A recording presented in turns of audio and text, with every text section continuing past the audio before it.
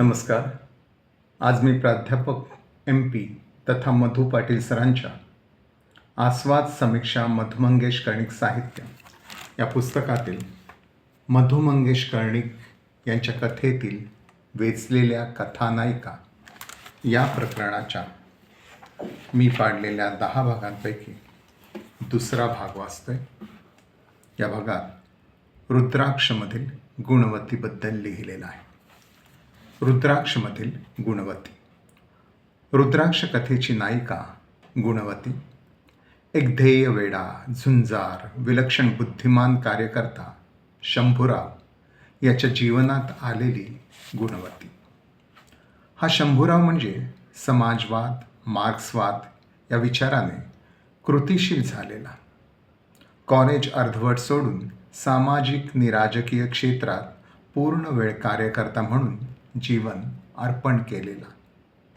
आदिवासी, शेतमजूर, कामकरी यांच्यात गुंतलेला.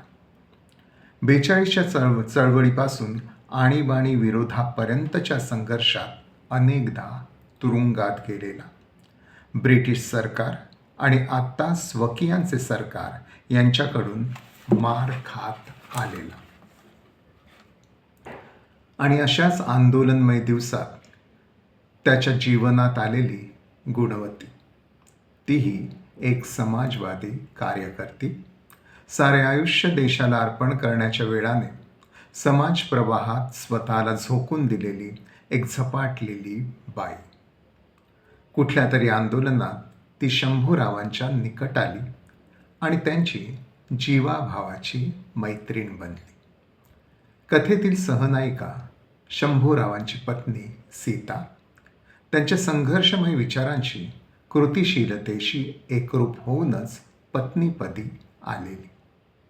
महिने फिरतीवर असलेल्या शंभूरावांची वेड्यासारखी वाट पाहत डोळे शिणवणारी, कधीतरी दारात बैरागी उभा राहावा तसे दाढी केस वाढवलेले, खंगलेले, उपासमार झाल्यासारखे दिसणारे शंभूराव घरी येत तेव्हा तिला पावसात नाल्यासारखं वाटे.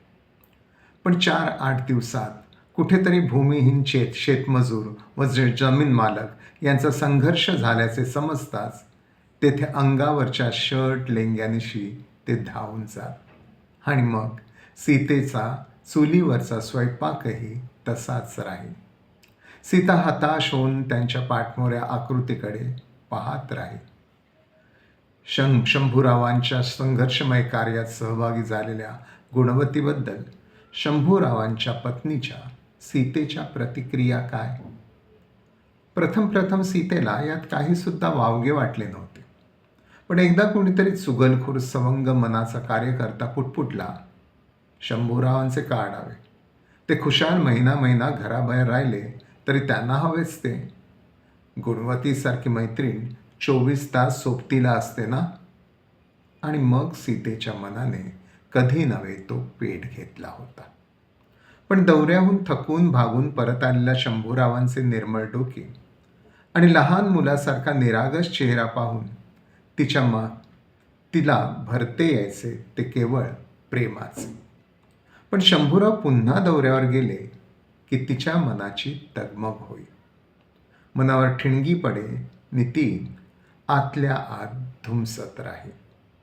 कधीतरी पेपरात शंभूराव गुणवती यांच्या भाषणाचा रिपोर्ट येईल आणि कधीतरी त्या दोघांचा एकाच व्यासपीठावरील फोटोही दिसून येईल.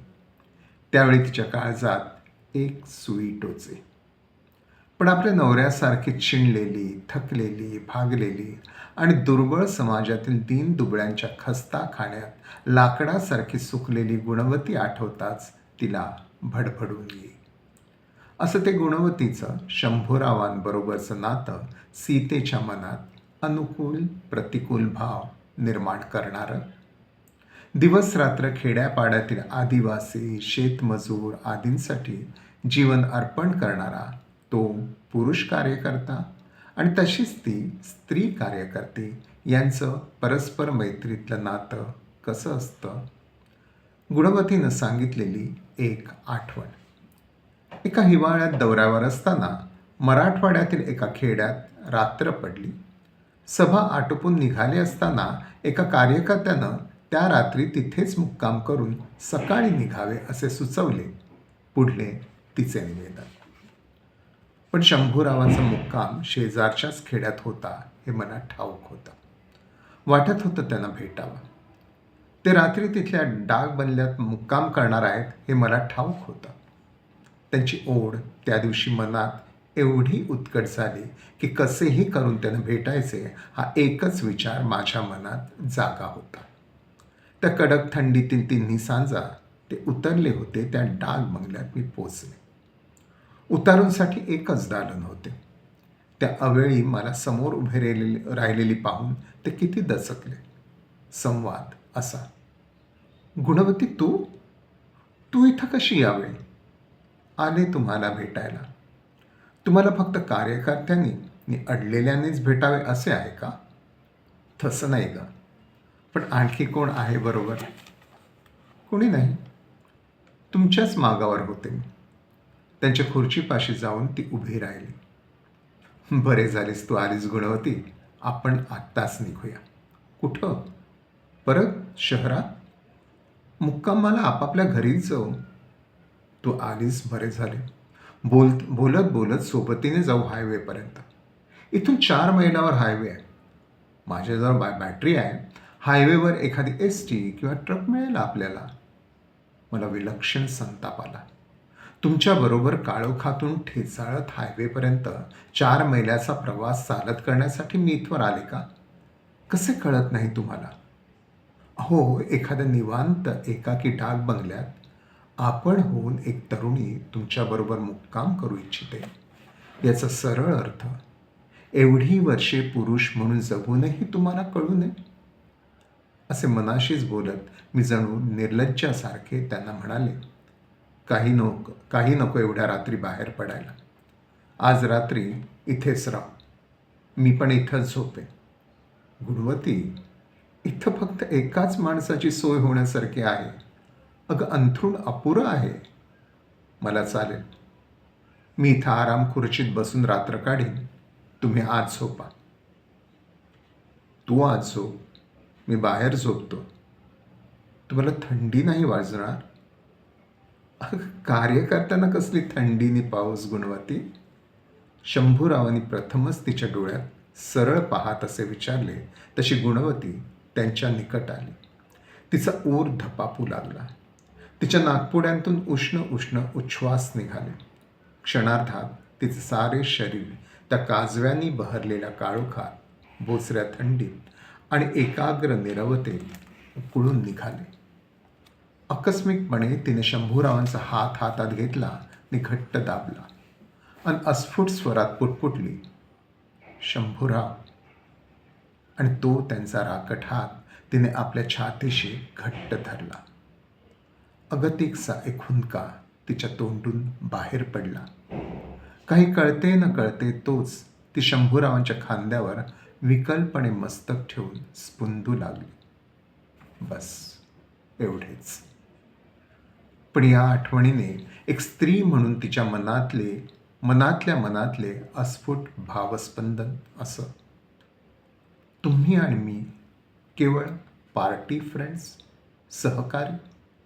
पण माझ्यासारख्या एका एकाकिनीला, साऱ्या सुखांना मुकलेल्या सामान्य रूपाच्या तरुण बाईला एखाद्या क्षणी कधी नव्हे इतकी ओढ लागली आणि ती नेमकी तुमच्या बाबतीत, तर त्याही जगावेगळ्या भावनेचा आदर झाला नाही तुमच्याकडून. असे गुणवती शंभूरावांचं संस्कारित, संयमित आणि आदिम अशारीर भावाचं हळुवार संवेदनशील नातं. आणि आता शंभूरावांच्या कॅन्सरच्या जीवघेण्या आजारात त्यांना भेटायला गेलेली गुणवती हलकेच शेजारच्या स्टूलवर टेकली. शंभूरावांनी तिचा हात आपल्या हातात क्षणभर धरून ठेवला आणि काही न बोलता ते डोळे मिटून पडून राहिले. गुणवतीचे बसल्या बसल्या खिडकीबाहेर लक्ष गेले. दिसले तिला खिडकीबाहेरची गुलमोहराची फांदी फुलांनी डवरली होती. आंब्यावर कोकिळा गात होती. असं हे काव्यात्म उपमांतून बोलकं केलं गेलेलं, त्यांच्या भावुक स्पर्शानं बोलकं केलं गेलेलं, गुणवतीच्या मनीचे फुलून डवरलेलं, मधुरतेनं गाणारे तरल भावसंवेदन.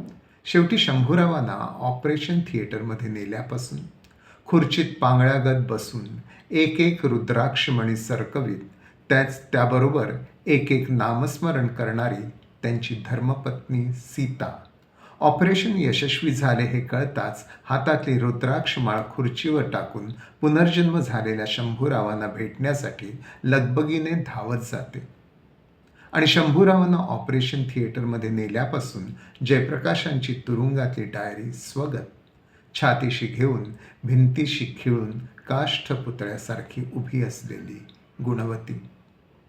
माझे जग चारी बाजूंनी तुकडे तुकडे होऊन पडले आहे.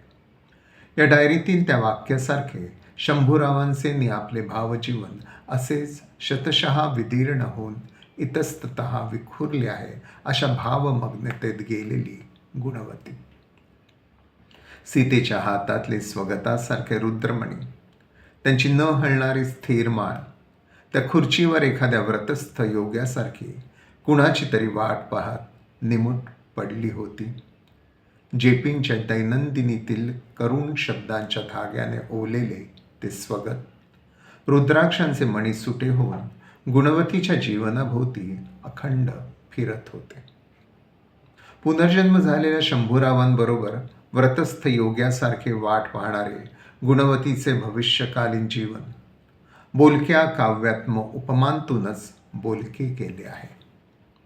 बाहेरच्या फुललेल्या बहरलेल्या गुलमोहरावर कितीतरी दिवसांनी ते जुने इतिहासकालीन चिमणे, गोजीरवाणी पक्षी येऊन बसले होते.